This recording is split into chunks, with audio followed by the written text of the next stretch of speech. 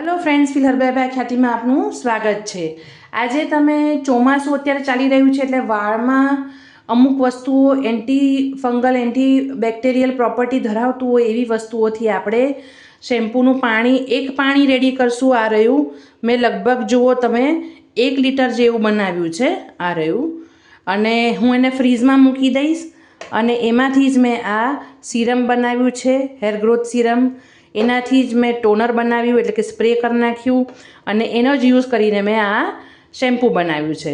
તો તમે સમજી શકો છો કે એક જ વસ્તુ બનાવીને આપણે આ બધું વસ્તુ મિક્સ એન્ડ મેચ કરીને બનાવી નાખી છે અને ખરેખર આનો બહુ જ સરસ ઇફેક્ટ આવશે। તમે એક વખત કરીને વાપરીને જોજો, પછી તમે મને કમેન્ટમાં જરૂરથી જણાવજો કે આનાથી તમારે ફરક પડ્યો કે નહીં। હું તો કહું છું ત્યાં સુધી પડશે જ, અને આવી જ બધી વસ્તુઓ તમે ઘરમાં વસાવીને કરી શકો છો। વસાવવાની બી જરૂર નથી, ઘરમાં જ હોય છે। તો આને કેવી રીતના બનાવવાનું છે આ હું તમને બતાવું છું। અહીંયા આપણે ટોનર અને શેમ્પૂ એ બનાવવા માટે આટલી જ વસ્તુથી એટલી બધી વસ્તુઓ બનશે। ટોનર, શેમ્પૂ, હેરપેક બધું બની જશે આનાથી। હવે મેં આ લગભગ 4 થી 5, તમને ખબર છે કે ચોમાસામાં સ્કાલ્પમાં ઇન્ફેક્શન થતા હોય છે બધાને, ગરમીને કારણે ફોડલીઓ થતી હોય, તો 5 થી 6 દાંડેલી જેવા મેં આ કડવા લીમડાના પાન લીધા છે, એ લઈ લીધા છે। પછી આ જે છે એ લેમન ગ્રાસ કહેવાય અને લીલી ચા છે, એ પણ તમારા વાળ માટે બહુ જ સરસ છે, ગ્રોથ પણ આપશે અને એની સુગંધ બહુ સરસ આવે છે અને કુલિંગ ઇફેક્ટ આપશે। પછી અહીંયા મેં લગભગ 1 થી 1.5 મુઠ્ઠી જેટલા આપણે ફુદીનાના પાન લીધા છે, તમે જોઈ શકો છો। ધોઈને જ બધી વસ્તુઓ લીધી છે મેં, એટલે એ પણ તમારી સ્કિનમાં કુલિંગ ઇફેક્ટ આપશે અને ઇન્ફેક્શન બધા કંઈ પણ હશે દૂર કરશે ને થશે બી નહીં આગળ।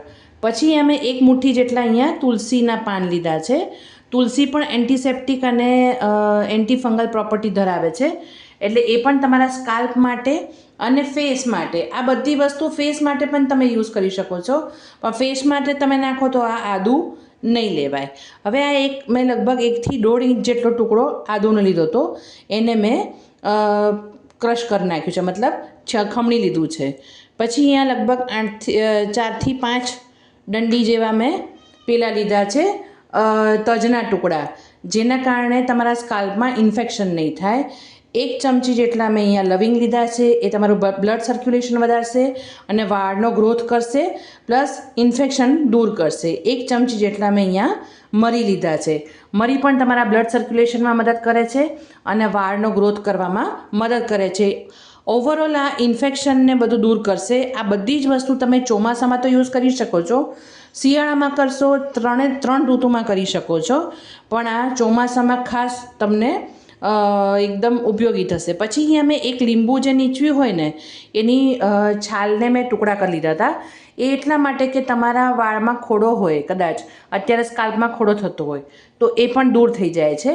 તો તમે જોઈ શકો છો મેં આટલી વસ્તુઓ આમાં લીધી છે, તમે જોઈ શકો છો।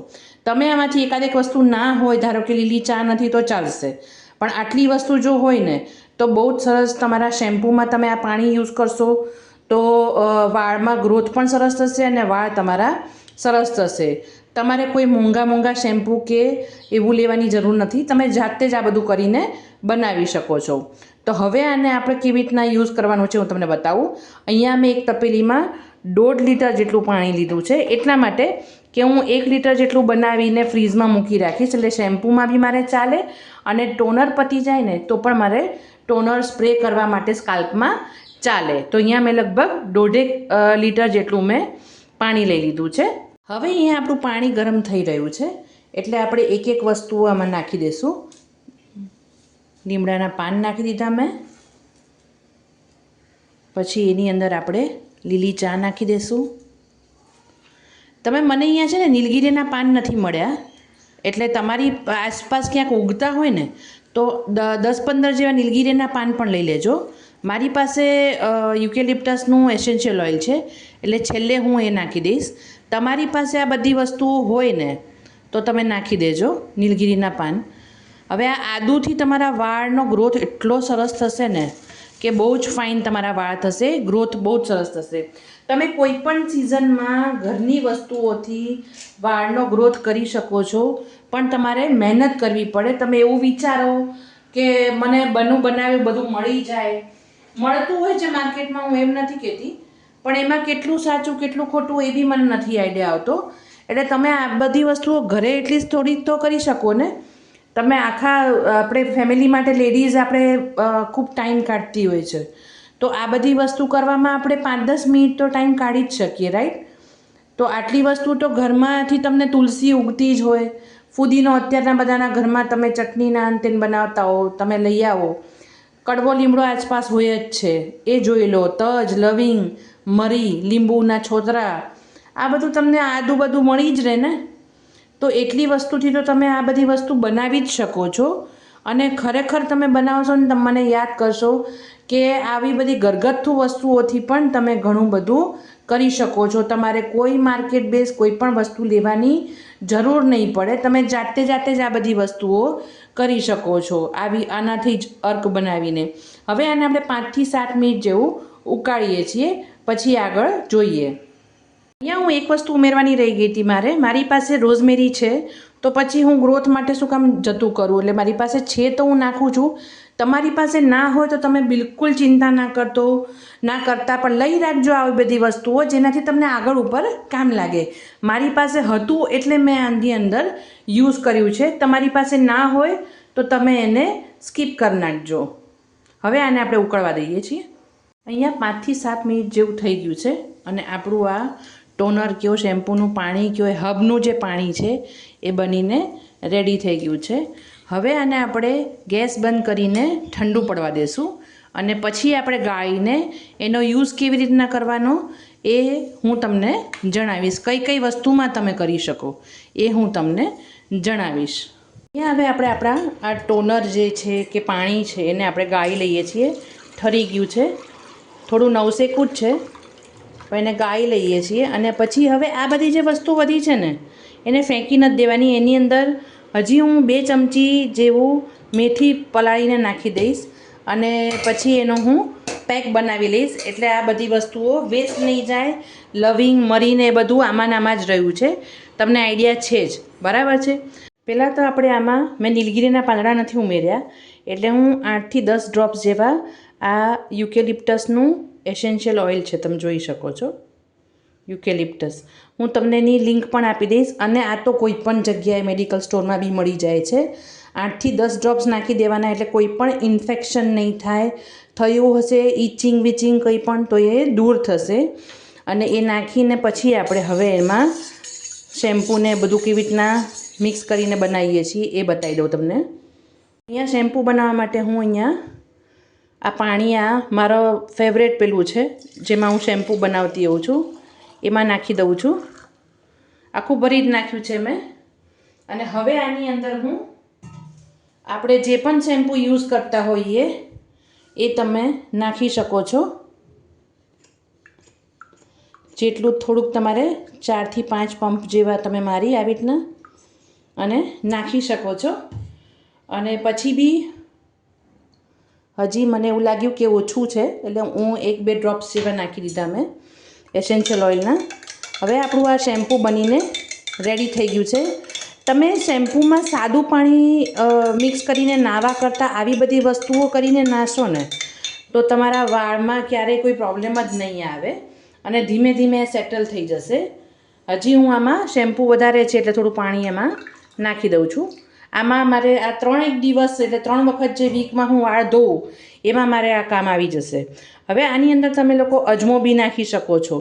અત્યારે અજમાથી પણ સરસ તમને ઇફેક્ટ મળે વાળને. અને આ બધી વસ્તુઓ તો છે જ.